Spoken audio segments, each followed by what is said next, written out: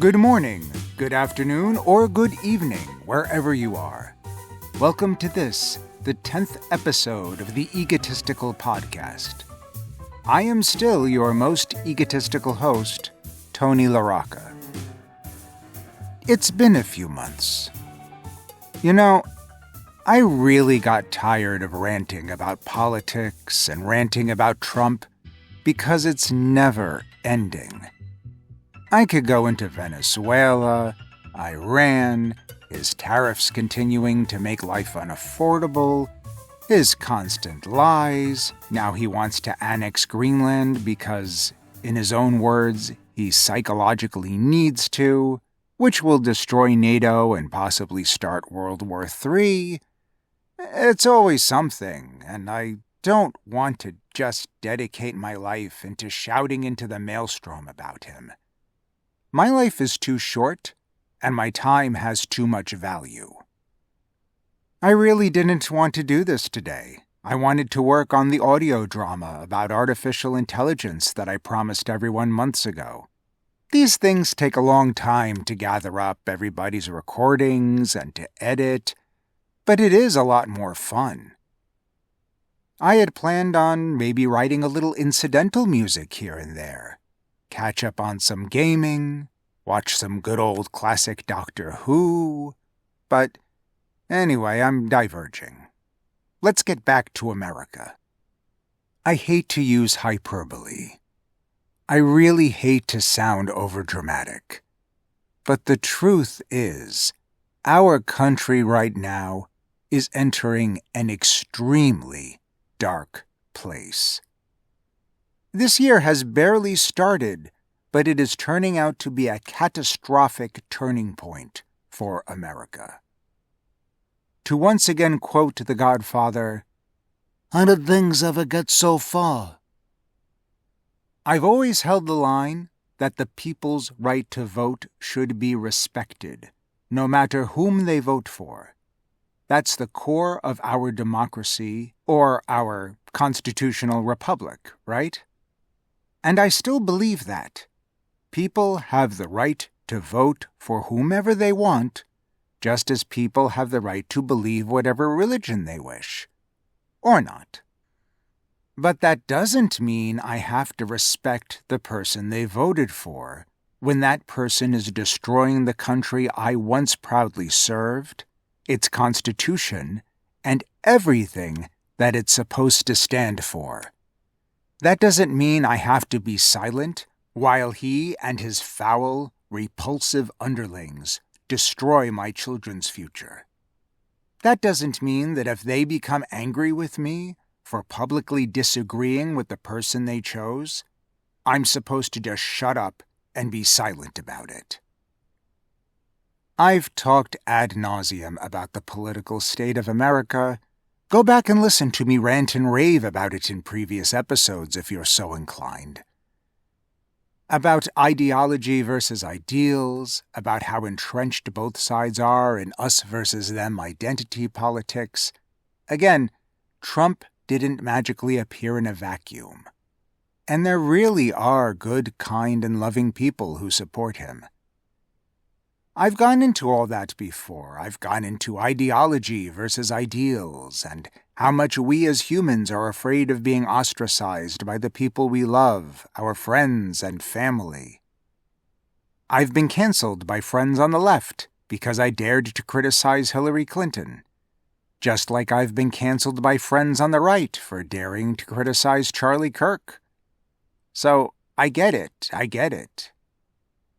But at the same time, when I was young, I learned about the Nazis. I know, we all did. We were all told the same story about how the Nazis were evil fascist oppressors who did many horrible things, and you just take that fact on its face.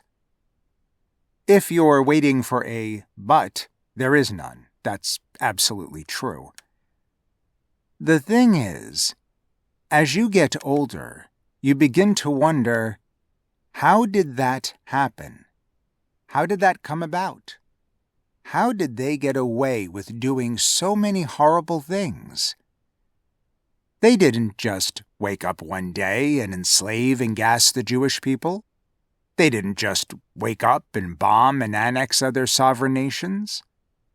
They didn't wake up one day and decide to try and exterminate an entire race. They didn't wake up one day and decide, hey, that country over there, its resources should belong to us. We need to take it over to protect ourselves, whether its citizens want us to or not.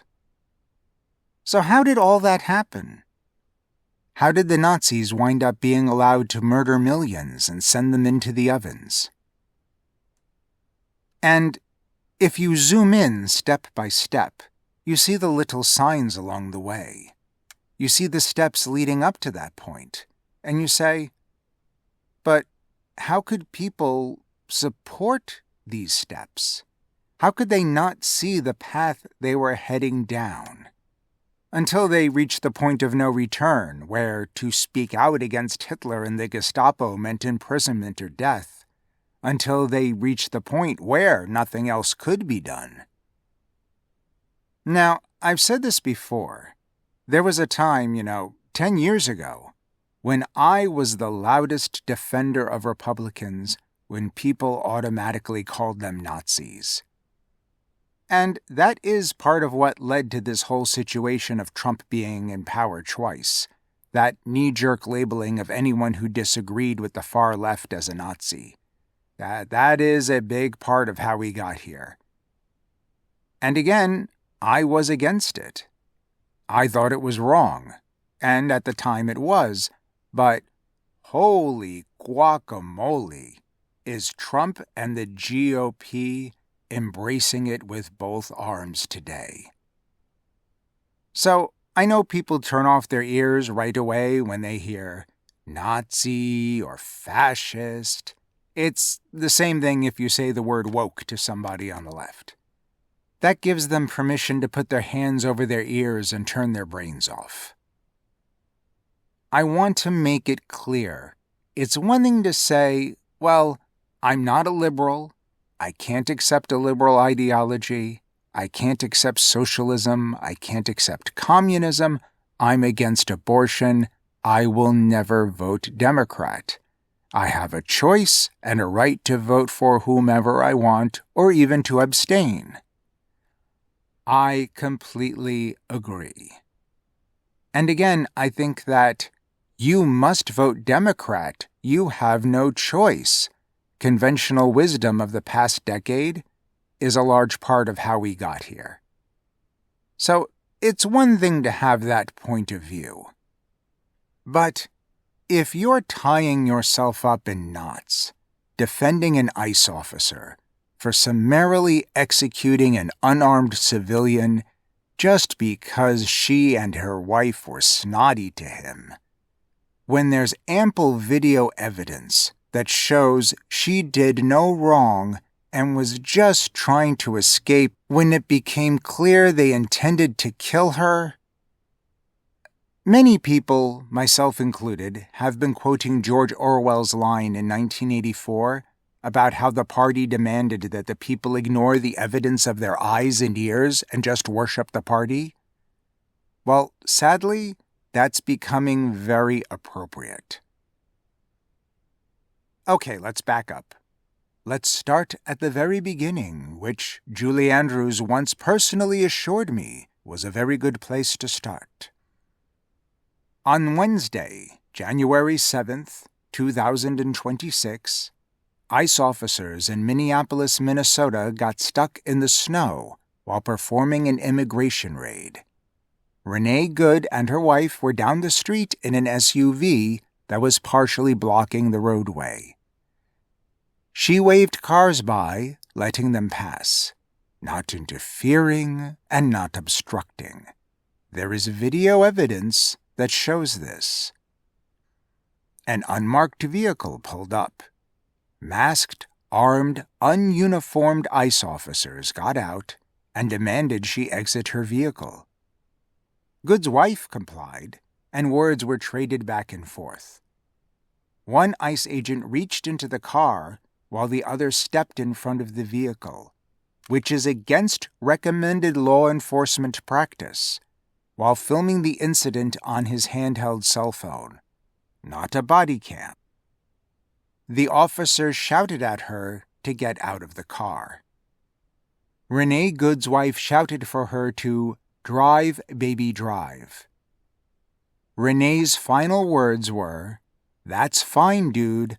I'm not mad at you."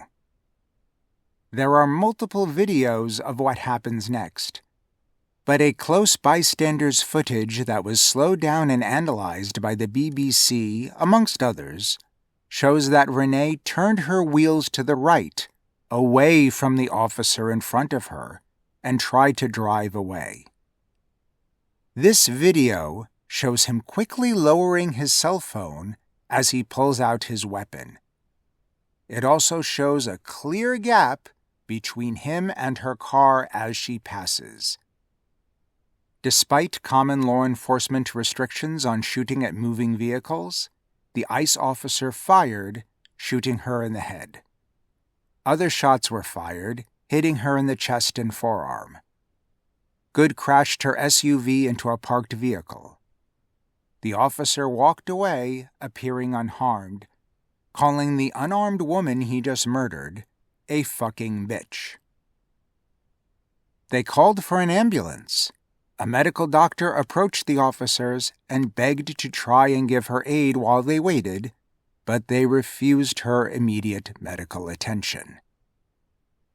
Immediately, President Trump, Vice President Vance, and Homeland Security Secretary Noem went on the attack. They took to the airways and the internet. Kristi Noem decreed Renee Good to be a domestic terrorist. Although the officer is clearly seen walking away, appearing unharmed, Trump stated that Good violently, willfully, and viciously ran over the ICE officer, and that it is hard to believe that he is alive. But close-up video evidence shows that that is a lie. Vice President Vance stated that the officer in question has absolute immunity. Next, Fox News, OAN, and other Trump propaganda outlets proceeded to go on the attack as well. While, again, there is a close-up bystander video that shows Renee Good turning away from the officer and a clear gap between him and her vehicle, these outlets always use footage shot from a distance, in which whether or not anyone was hit is impossible to determine. Yet, they insist that this is proof of the Trump administration's lies, reinforcing the untrue accusation over and over and over that this U.S. citizen, the civilian, this unarmed victim executed in front of her wife, was a domestic terrorist. The ICE agent's phone-shot video of the incident has also been released. The far-right media added it to their arsenal, insisting that the quick jerking back of the video at the end proves that he was hit.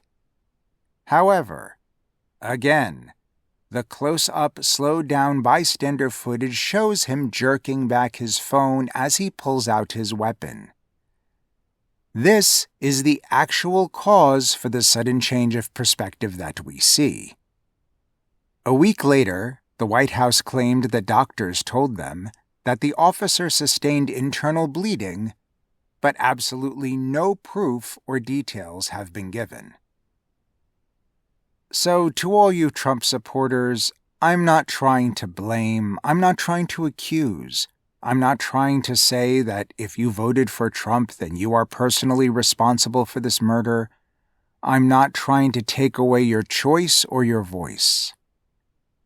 But if you look at the video evidence beyond what all of Trump's propaganda outlets are showing, and there's plenty out there, if you look at the evidence and your mind performs all kinds of mental gymnastics to justify the ICE officer's actions, if you say, well, she shouldn't have been there, She was interfering with a law officer's rightful duty, even though there's no proof of that. She should have obeyed. She should have complied. She should have been respectful. She should not have tried to escape. That footage has been doctored. Trump is only protecting us from all the illegal immigrant murderers and rapists. The officer was justifiably in fear of his life. She's a domestic terrorist. She and her wife have been trained to interfere with ICE.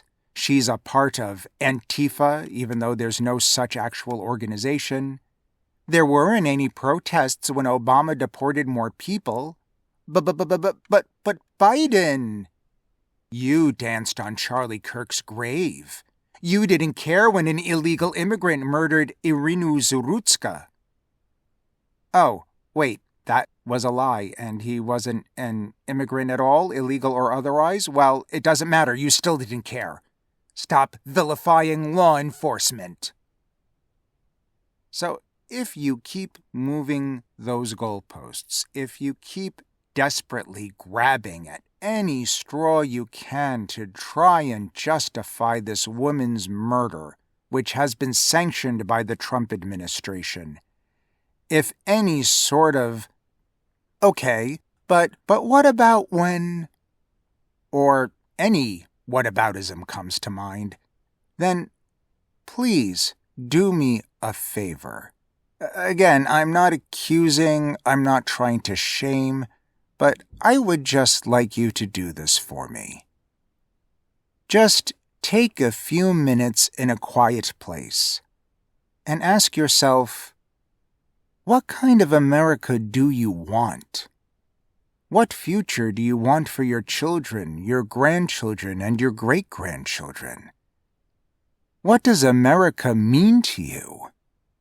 Is it liberty and justice for all? Is it freedom? Is it safety? What is your vision for the future? And if those positive things are your answers, then please look around you and ask yourself, is this freedom? Because a free people with constitutional rights don't have to fear and blindly obey everything some masked Gestapo officer tells them to do or risk summary execution. They don't have to carry around proof that they are legal citizens and not immigrants, as Kristi Noem says we will. Where are your papers? They don't have to worry about masked, ununiformed men with guns banging on their door, demanding proof of citizenship, as Vance has said they will. And why are ICE agents armed anyway? Let's think about this for a moment. Illegal immigration isn't even a felony, unless you try to re-enter after being deported. For the vast majority, it is a civil offense or a misdemeanor. So why is ICE so heavily armed in the first place? It's completely unnecessary for their supposed mission. You know, it really is a sin against actual law enforcement officers, the kind that Donald Trump hates because he organized a riot against them that caused them to commit suicide, and now rewrites history and blames them for that riot. Oh, sorry, did that slip out? Sorry. It really is a sin against actual law enforcement officers to pretend that the ICE Gestapo are one of them. Real law enforcement officers are there to serve and protect and to de-escalate. From start to finish, these goons created the situation and then escalated it. And for those who insist that the agent in question was in fear of his life, think about it, please. He was armed. He was surrounded by armed men. They were the ones shouting. They were the ones instigating. They were the ones rushing up to the vehicle, sticking their hands inside, and threatening an unarmed citizen. They had absolutely zero cause to be afraid. They had all the authority and, according to Vice President Vance, all the immunity. So if an ICE agent with everything stacked in his favor like that is allowed to kill an unarmed civilian because he is afraid, then what about the fear of that unarmed civilian? Why does his supposed fear justify murder, but her very real fear means she deserved to die? His fear totally justifies him in executing her, but her fear justifying her attempt to escape? How dare she? Again, I'm not trying to shame, blame, or accuse or take away your right to vote or have your own opinion. I'm just asking you to ask yourself, what kind of America do you want? Now, I've said this many times before, I separate the citizens of America, the Republican or right-voting citizens, from the GOP, from Trump's cabinet. I mean, all of his disgusting acolytes are just like him. If you ask a question, they respond with screeched insults, accusations, and tantrums. And we have just come to accept it. We've just come to say, okay, this is normal. It was never ever normal before in the history of America, but it's normal now. Yeah. Oh well. It's like the reporter who asked Press Secretary Leavitt the other day about the incident. When he pointed out the actual facts, she started screaming at him like the putrid, harpy excrement that she is, insulting and berating him, saying how Trump is trying to keep America safe from illegal immigrant rapists and murderers, and for daring to question her. The reporter was supporting those crimes. And that's the point, my friends. We're not supposed to question anymore. First off, her argument is ridiculously illogical. If you want to group together all illegal immigrants as rapists, thieves, and murderers, then you're also grouping all American citizens into such categories, because, obviously, citizens have committed crimes throughout the ages as well. A child could figure that out. But that doesn't matter when the justification to treat others as subhuman is just what some people desperately want to hear.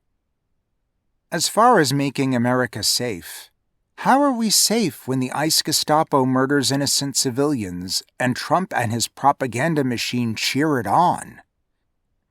In the past week alone, ICE has shot tear gas into a van full of children and permanently took the eye of a young protester. They dragged a disabled woman from her car when she was just trying to get to her doctor's. They broke down a man's door and dragged him off, even though they didn't have a warrant. They rammed the vehicle of a teaching assistant and then detained her for 12 hours and lied and said that she hit him despite all the bystander eyewitness testimony.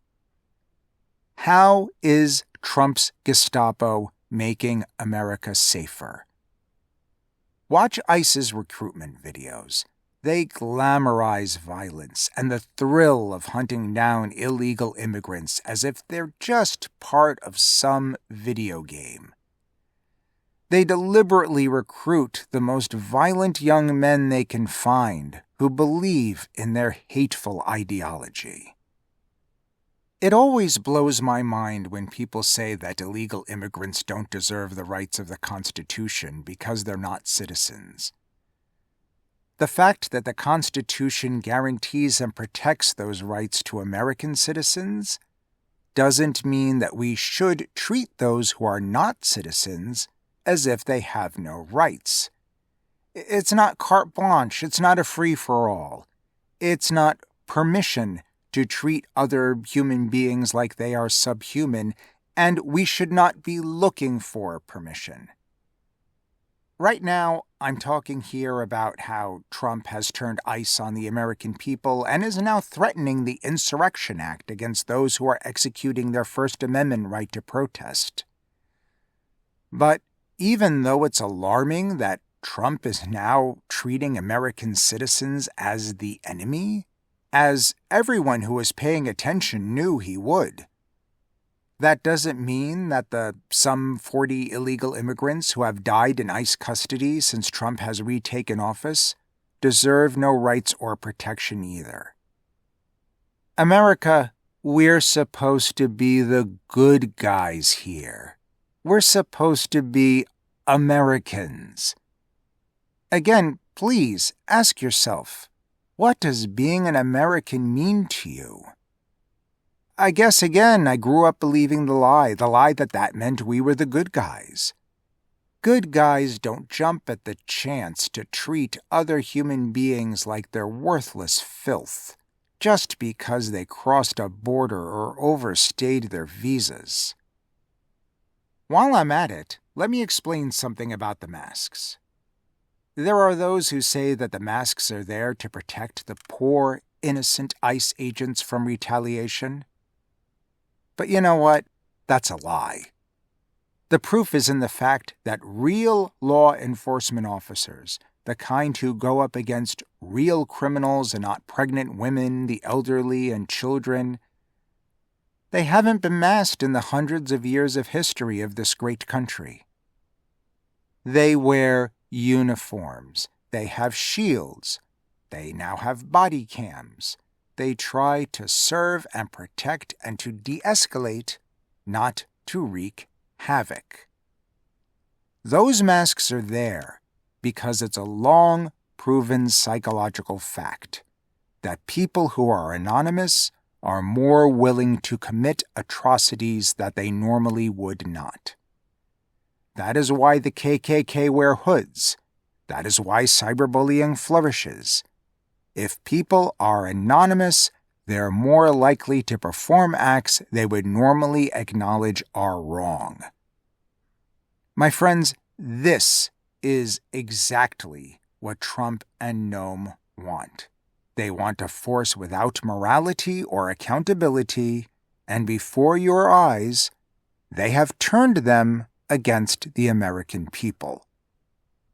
Furthermore, as he has done before with his political enemies, Trump is now going to weaponize the Justice Department against the governor of Minnesota and the mayor of Minneapolis for daring to stand up against ICE, for daring to try and protect the American citizens in their city from Donald Trump's sanctioned violence and terrorism. As far as the rest of it goes, it's just ridiculous spin. Charlie Kirk and Irina Zurutska were murdered by individuals, not an agent sanctioned by the U.S. government. I tell you what, show me a video of Renee Good being paid thousands of dollars to tell a crowd of sycophants that children are collateral for the Second Amendment, and I'll feel about her the way I do about Charlie Kirk. But I digress. None of that Biden or Obama have anything to do with this situation. So, again, I ask you, please, if you find yourself going through all kinds of mental gymnastics to justify this murder, if the moment someone points out the facts and evidence of what Trump is doing, you need to shout them down as having Trump derangement syndrome, if you're constantly moving the goalposts, if your first thought is that to admit the evidence of your eyes versus what you know is a lie must be ignored, because to do so would be a foot in the door for the communists, the socialists, the libs, the gays and transvestites, all those who believe that the separation of church and state is a constitutional right, then I beg you, please, just take a moment and think about what kind of America do you want? What kind of America do you want for yourself and for your children and grandchildren to grow up in? Do you want them to have safety? Do you want them to have life, liberty, and the ability to pursue happiness? If you believe this should be a Christian nation, then do you actually want a government based on the teachings of Christ? Do you want your children and grandchildren to have liberty and justice? Do you want them to have health, education, and prosperity? Or do you want them to have violence, fear, sickness, poverty, bigotry, ignorance, and hatred? Do you want our nation ruled by terrorism? Because after a year, it is very clear from his words, policy, history, and actions which one of those choices Donald Trump is going to give them. All I ask is that you think about it.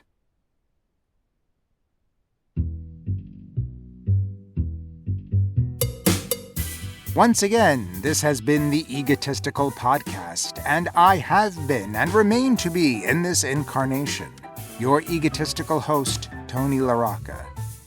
Back to editing the artificial intelligence audio drama, I promise it's on its way.